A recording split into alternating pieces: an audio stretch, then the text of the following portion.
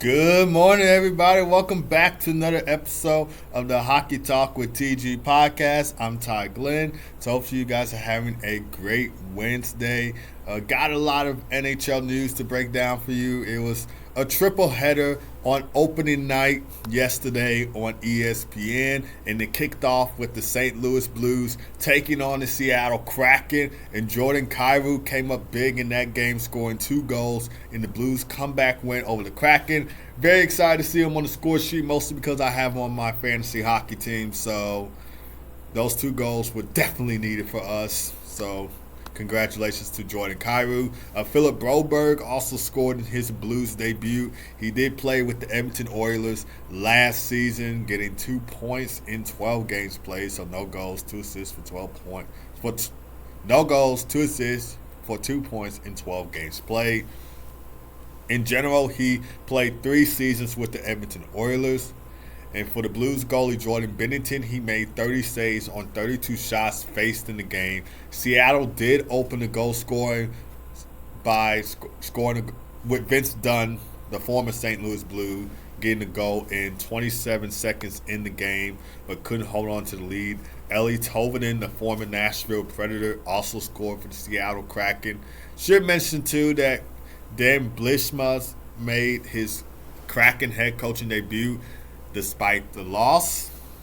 So they did fire their former head coach, Dave Hackstall, who used to coach the Flyers as well, and they hired Dan Blishmoff, and he lost in his coaching debut. Kraken also made history as well, with Jessica Campbell being the first women's head coach in the NHL.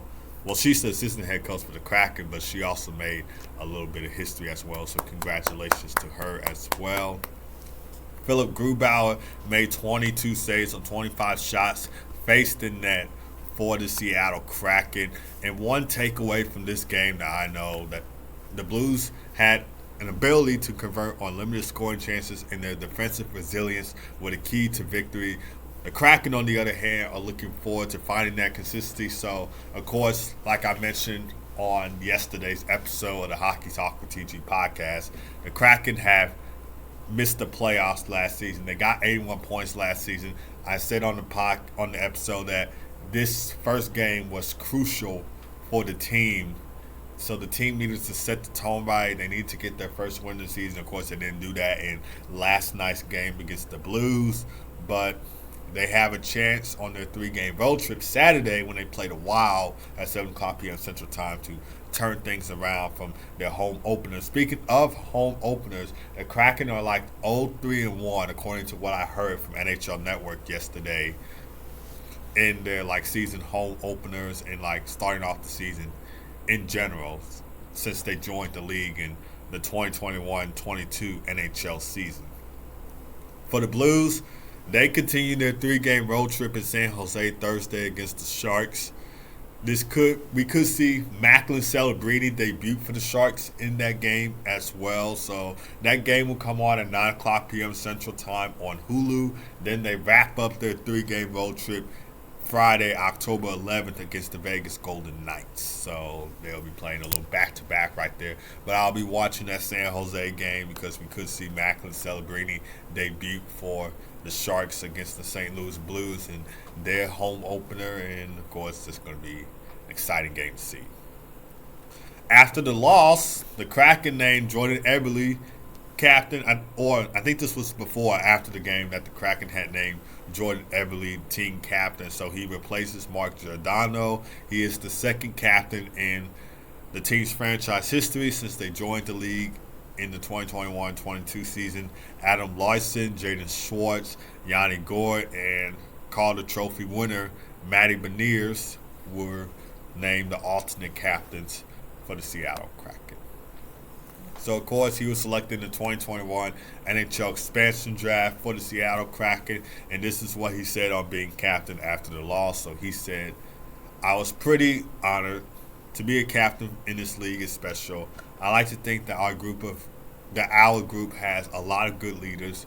We had a lot of guys who have cups, guys who have playoff experience, and to be a part of this group is special, and to be named captain, I mean, my family and I love this city. We love the culture here, and it's a big part of why we wanted to be here. So that's what Jordan Eberle said on being captain of the Seattle Kraken after the loss. And last year, he had 44 points in 78 games played, so 17 goals, 27 assists for 44 points in 78 games. He is second in Kraken history in games played with 239, goals with 58, assists with 93, and points with 182. And his 6 Stanley Cup playoff goals rank first in team history, and his 11 points are in second. Eberle was the alternate captain for the Seattle Kraken in 3 seasons.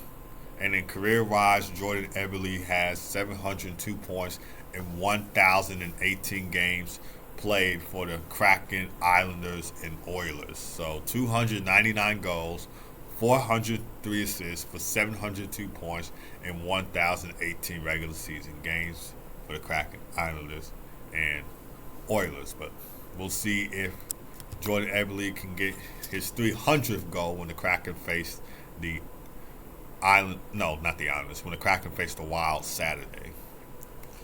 And he's been a crucial player for the Kraken since their inaugural season, contributing both on and off the ice, and his experience as a veteran leader will be expected to guide this team as they continue to develop their identity, as they continue to be somewhat a new team. I mean, they're only 3 years in the league, so they're still trying to get that NHL feeling in Seattle, and of course lead them back to the Stanley Cup playoffs after missing out last year with 81 points. I think they were 6th in their division last year as well. Moving on to the second game of the triple header on ESPN. So Boston Bruins, Florida Panthers, 2 teams that have met in the playoffs twice already in consecutive seasons, with the Panthers winning both of those series. So 2024 Panthers, in their route to the Stanley Cup, they won in the second round against the Bruins in 6 games. And last year, and in 2023, they upset the Boston Bruins, who won the President's Trophy that year, winning in 7 games with an overtime goal from Carter Verhaeghe.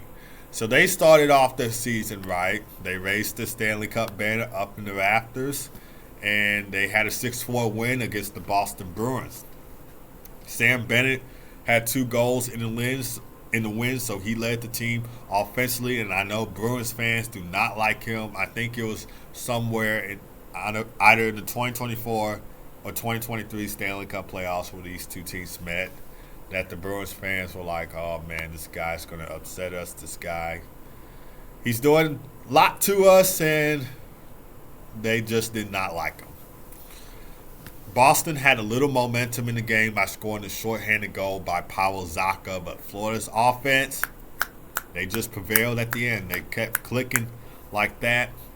And what I noticed when I was watching this game was at least 2 or 3 of their goals were coming with the puck at the side of the net and one of the Panthers players catching in. And the saying always goes in hockey, if you want goals, you got to get to the net, you got to crash the net, get those second chance opportunities, get those rebounds in, and that's what the Panthers did on at least 2 or 3 of their goals in that 6-4 win against the Boston Bruins. The Bruins also made a push in the final minute of the third period on goals from Trent Frederick, and they would get a power play goal from David Pastrnak, making it a 6-4 game, but just wasn't enough, and the Panthers held on for the win on opening night and with their banner raising up in the rafters. Joonas Korpisalo made 29 saves on 35 shots faced in net in his Boston Bruins debut. Sergei Bobrovsky, Vezina Trophy winner and Stanley Cup winner, made 24 saves on 28 shots faced in net. One takeaway from this game was the Panthers, they picked up right where they left off from last year's Stanley Cup win, Stanley Cup final against the Edmonton Oilers. They picked up that same momentum. Their offensive depth was the key to victory because, like I said, they kept firing on all cylinders in that game, and they didn't let their foot off the gas pedal. The Bruins, on the other end, will need to tighten up both offensively and defensively, especially if they're playing a team like the Florida Panthers. So that will need to click in a big way, and they head back home Thursday to take on another one of their rivalries against the Montreal Canadiens. I guess you can kind of describe the Panthers as being their rivals as well, since not only are they in the same division, but also they met in the playoffs consecutive times before. But they head back home Thursday to take on another familiar foe in the Montreal Canadiens. Another rivalry game right there. That will come on at 6 o'clock p.m. Central Time. The Panthers, on the other hand, after a successful home opener and banner-raising win, they start a 4-game road trip Thursday against the Ottawa Senators, which will come on at 6 o'clock p.m. Central Time. Carter Verhaeghe, he signs an 8-year contract deal with the Florida Panthers, so we're still staying on the Florida Panthers topic. He would have been a free agent after this season. Last season, he had 72 points in 76 regular season games, so 34 goals, 38 assists for 72 points in 76 regular season games played. In the playoffs, he had 21 points in 24 playoff games, so he was a pivotal role in that Panthers route to the Stanley Cup. In their Stanley Cup win, he was a pivotal role. I think he led the Panthers with 11 goals in the playoffs, so played a role right there. And this is his second Stanley Cup. Of course, the first was with the Tampa Bay Lightning back in 2020, and then 4 years later, he wins the Stanley Cup again with the Lightning's rivals, the Florida Panthers. Career-wise, he has 249 points in 330 regular season games played with the Lightning and Panthers, so 127 goals, 122 assists for 249 points in 330 regular season games. 55 points in 69 playoff games with the two teams as well. So 26 goals, 29 assists for 55 points in 69 playoff games. And he's one of the Panthers' most trusted players, and he's known for his elite goal scoring ability and relentless forechecking. Now we're going to get into the final game of our ESPN triple header. Utah Hockey Club taking on the Chicago Blackhawks. So Utah Hockey Club made a big name for themselves. They showed up, showed out. They got their first win in franchise history, winning 5-2 against the Chicago Blackhawks. Now, as a Blackhawks fan, I should be upset. Come on, guys. This is not the way to start out the season. We need to bounce back in a big way. I should be upset, but I'm not, because this was a history moment right here. I mean, Blackhawks playing Utah Hockey Club. This is their first game in franchise history, so no ties to the Arizona Coyotes. All that's in the past. This is a new team starting off fresh, and they get their first win in franchise history, and the Delta Center was absolutely buzzing. Of course, we got to see Lauri Markkanen of the Utah Jazz come out for ceremonial puck drop. Of course, he was on ice skates. I didn't expect him to be on ice skates because I thought he was going to walk out there on the ice and drop the puck like they usually do. But he was on ice skates, and he looked really good on ice skates. I mean, he looked like he could be an enforcer on the blue line. So just retire from basketball and play hockey, and you can be an enforcer right there, because I think he plays center for the Utah Jazz, and he used to play for the Bulls, so I do know him. I have heard of him before because he used to play for the Bulls. But he showed up for ceremonial puck drop. Dylan Guenther had 2 goals in the wins, one of them being the first goal in Utah Hockey Club's franchise history. Clayton Keller, Barrett Hayton, and Larson Krause also scored for Utah, so the Stars showed up in a big way. Of course, Clayton Keller is the team's first captain in franchise history, so he had to go out there and light the lamp early as well. Of course, that was in the first period after Dylan Guenther had scored the first goal in franchise history. The goal horn, when I watched that game, and yes, I did stay up all night watching that game. I said I was going to stay up all night watching that game, and I did. I did get a little bit sleepy, not going to lie, but I managed to stay up all night watching the game. And like I said, despite the loss, I still enjoyed the game. I mean, it was a great game to watch. But the stars for Utah Hockey Club showed out. So their offensive depth was like really great to watch in this game. So congratulations to Utah Hockey Club on their first win. For the Blackhawks side, Nick Foligno and Teuvo Teravainen scored for us. And this was Teuvo Teravainen's first goal back with the Chicago Blackhawks since the 2016 Stanley Cup playoffs. Of course, that was in the first round against the St. Louis Blues, and they did beat us in 7 games that year. And we were the defending champs heading into the 2015-16 NHL season.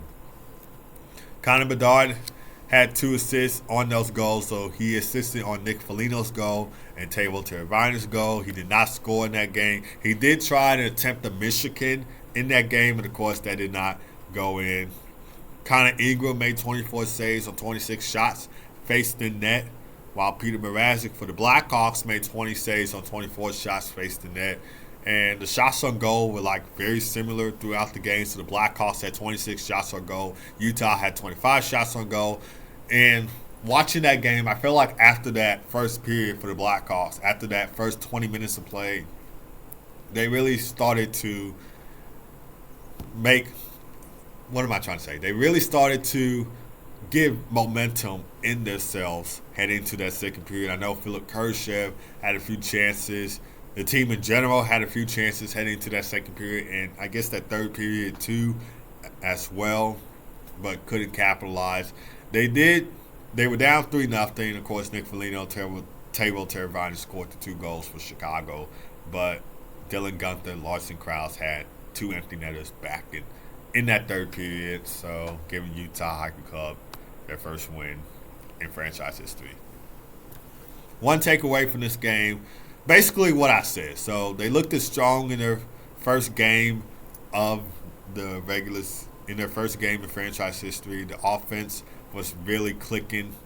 The Blackhawks, on the other hand, have a lot of work to do on both ends of the ice, especially offensively, because we need to see some of that offensive firepower for the Blackhawks click in. I mean, come on. We really cooked in free agency. I mean, we got Connor Bedard. You got Philip Kurashev, which I'm telling you, if you have Bedard and Kurashev on that power play, it's going to start clicking like that.